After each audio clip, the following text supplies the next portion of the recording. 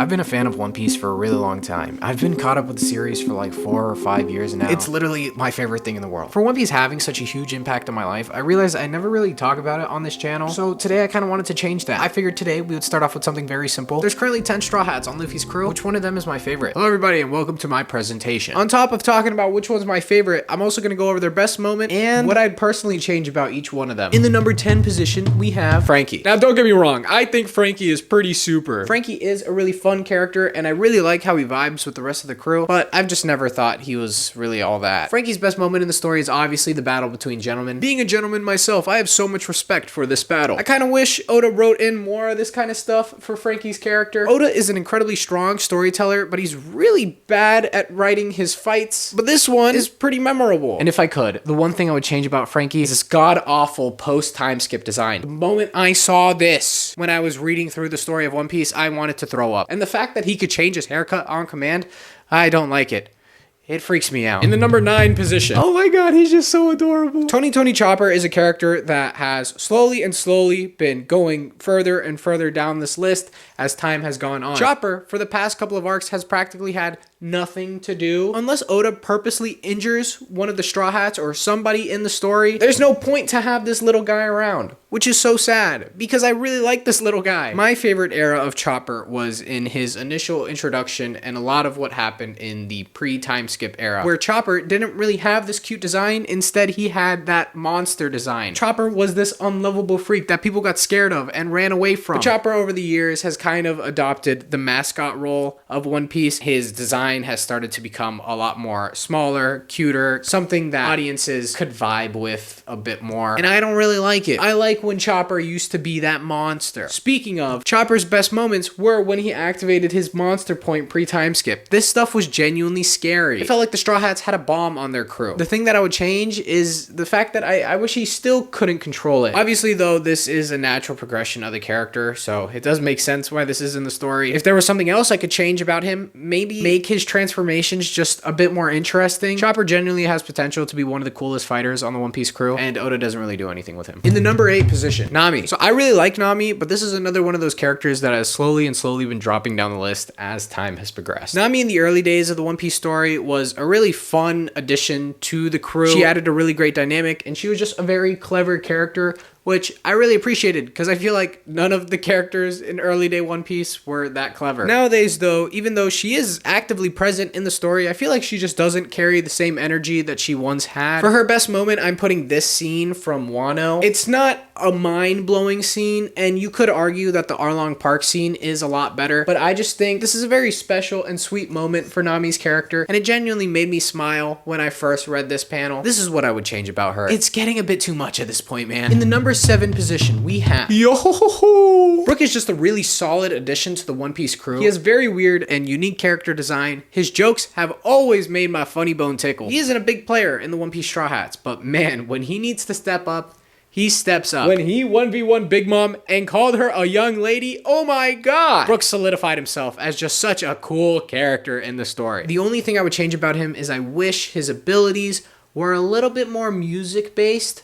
I feel like there's a lot of room to have some really fun fight scenes with classical music or Beethoven playing in the background. When he was first introduced in the story, I was actually kind of bummed that he was just another sword user, because we already have someone who uses swords in the story. Why did we need another one? In the number 6 place, we have my boy Jimbe. Honestly, I would have put this character a lot higher on the list if it wasn't for the fact that he was introduced so late into the story. Jimbe has always been a character that actively grabs my attention whenever he appears on screen. I just really like the wisdom and the sense of duty that this character has. Every time he has appeared, it's always led to something really great. He doesn't have a lot of moments in the story, but the ones that he does have has been quite impactful. He's another character whose best moment is standing up to Big Mom in a 1v1. When he looked at Big Mom and said, "Why would I be scared of you? I'm literally going to be a crew member of the future King of the Pirates. A mere emperor does not faze me." Oh my god! I love Jimbe. Jimbe is a pretty perfect character in my eyes, and I really love his dynamic with Luffy. The only thing I would really change about him is just have him chat with some of the other Straw Hats. I think he's just a fun character, and he'd have a really great dynamic with some of the other players on the One Piece crew. For number 5, this is probably going to be the most controversial placement on the entire list.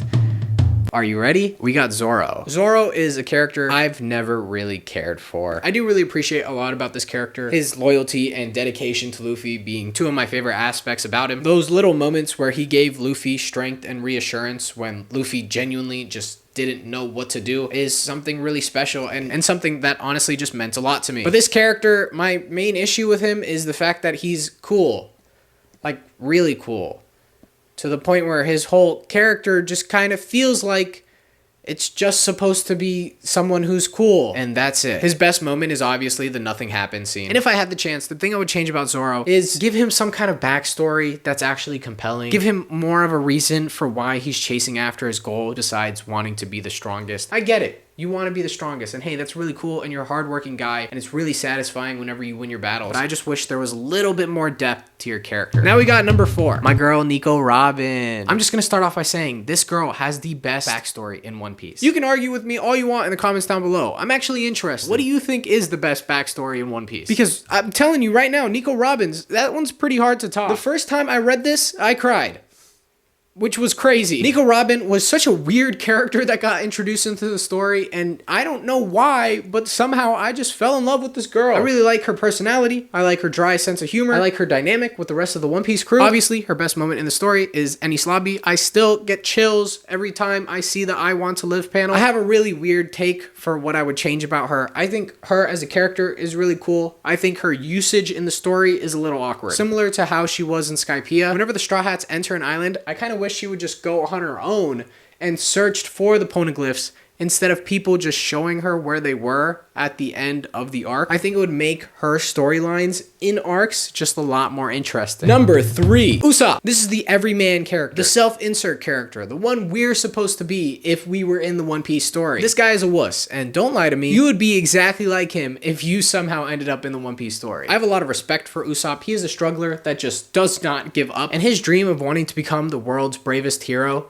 is something I'm actually so excited to see him achieve. Out of all of the Straw Hats dreams, his is like one of my favorites. Like, I really want him to do it. Chopper making a medicine that cures everybody, I don't really care. Brooke meeting Laboon, sure. I mean, that's cool. It's gonna be nice when it happens. But this guy finally considering himself brave. Yes, I cannot wait for that panel. His best moment in the story is Water 7. More specifically, him battling against Luffy. It's just such a shocking moment. And he genuinely just has so much aura when he does it. The only thing I would change about Usopp is just honestly something that's going to happen. The pieces are in place for this character. He has everything he needs to become the bravest warrior of the sea. So Oda, lock in and give us the payoff we really want. In the number 2 position, Mr. Monkey D. Luffy. Luffy is a perfect character. In my eyes, he is the embodiment of joy. Whenever I see a photo of Luffy, I can't help but smile. Luffy is an incredibly strong-willed and determined character, and I still, to this day, get goosebumps whenever I read a panel or see a scene of him announcing to his opponent that he's going to be king of the pirates. Oh my god, it is so cool. This is his best moment in my eyes, the Enies Lobby arc. I don't know. I just really like this scene specifically. The only thing I would change about Luffy's character is I just wish the fights that he had were a little bit more interesting. Now, thankfully, Gear 5 did get introduced into the story, and with that, Oda has a lot more creativity for what he can have Luffy pull off. Still though, I actually need to see Oda make the fights more interesting. I don't want it to be who can punch the other person the hardest, because I'm kind of getting sick of that. And finally, it's Sanji. I genuinely think this is the best character in the Straw Hats crew. Sanji on paper is a weird character, and I understand why a lot of people don't really vibe with him or think of him as their favorite. But man, when you peel back the layers of who Sanji is, which Oda does quite often in the story, you see this different side of Sanji that you didn't really expect to be there. Sanji is someone who's really loyal, really values his family, very self-sacrificing, and will always try to be there for the ones he cares about in whatever way he possibly can be. I think the entirety of the Whole Cake Island arc did wonders for Sanji's character, with Oda just giving him a second backstory. So I obviously think that's his best moment in the story. More specifically, this scene right here. The first time I saw this moment of Sanji just at his lowest,